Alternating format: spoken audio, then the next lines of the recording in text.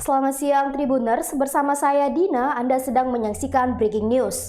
Gali Syaputra, pelaku penganiayaan terhadap Suryati, 64 tahun yang merupakan ibu kandungnya sendiri, dikabarkan telah melarikan diri. Hal ini diungkap kuasa hukum Suryati, Dedi Suheri, di Mapolrestabes Medan. Pelaku disebut-sebut membawa serta dua anaknya yang berusia 5 dan 7 tahun. Kedua anak Gali selama ini tinggal bersama Suryati. Suheri mengatakan tadinya polisi bersama Dinas Sosial Deli Serdang mendatangi kediaman Gali di kawasan Jalan Sei Mencirim, Kecamatan Sunggal, Kabupaten Deli Serdang. Namun pelaku tidak berhasil ditemukan. Menurut sejumlah tetangga, Gali Syaputra sebelumnya terlihat meninggalkan rumah dengan membawa serta kedua anaknya. Mengetahui hal ini, Suryati makin terpukul. Ia sangat mengkhawatirkan keselamatan kedua cucunya.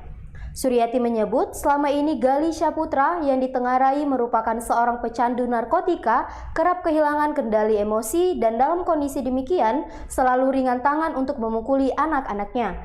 Suryati sendiri sejak kejadian pemukulan terhadap dirinya tidak berani pulang ke rumahnya. Ia dititipkan di satu pesantren sembari mendapatkan bantuan psikologis. Dikemukakan Dedi, kliennya ini mengalami trauma akibat perbuatan sang anak. Seperti diberitakan sebelumnya, pelaku Gali Syaputra dalam keadaan yang diduga sakau meminta sejumlah uang kepada ibunya. Ditengarai uang ini akan digunakannya untuk membeli narkotika. Suryati menolak memberikan uang dan Gali langsung mengamuk, lalu melempar Suryati menggunakan ponsel hingga mengalami luka robek di bagian kepala. Duduk saya simpang. Iya. Duduk saya simpang sampai saya mantap. Pulang saya ada sampah dan ada sampah. Ditumpang duduk sini ya. Gak bagus lah, jadi lagi sama ya pulang pergi ke masjid gitu lah. Suruh aja dia singgah ke apa Pak? Ke kantor sebentar, kalau bisa.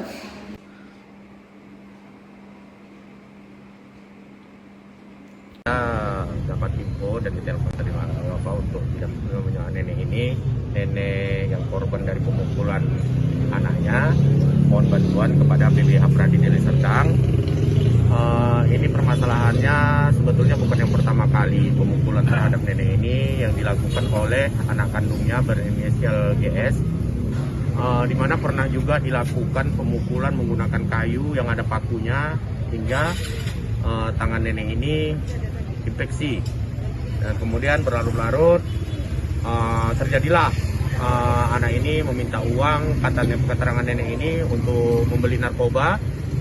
Namun duit nenek tidak ada, maka si anak inisial GS ini melempar kepala mamanya dengan handphone hingga pecah. Karena sudah tidak tahan dengan perlakuan anaknya tersebut, nenek korban ini berinisiatif membuat laporan ke Polrestabes Medan, dan itu sudah dilaporkan semalam. Atas laporan itu pihak kepolisian sudah bertindak, dan saat ini pihak kepolisian sudah berada di lokasi tempat korban, dan kata info terakhir harusnya hari ini untuk ke Polrestabes Medan. Karena ke Polres berdasarkan panggilan kah atau tidak? Ini semalam pihak korban melaporkan kepada kita pihak PBH Pradi Deli Serdang untuk mendapatkan bantuan hukum dan perlindungan hukum.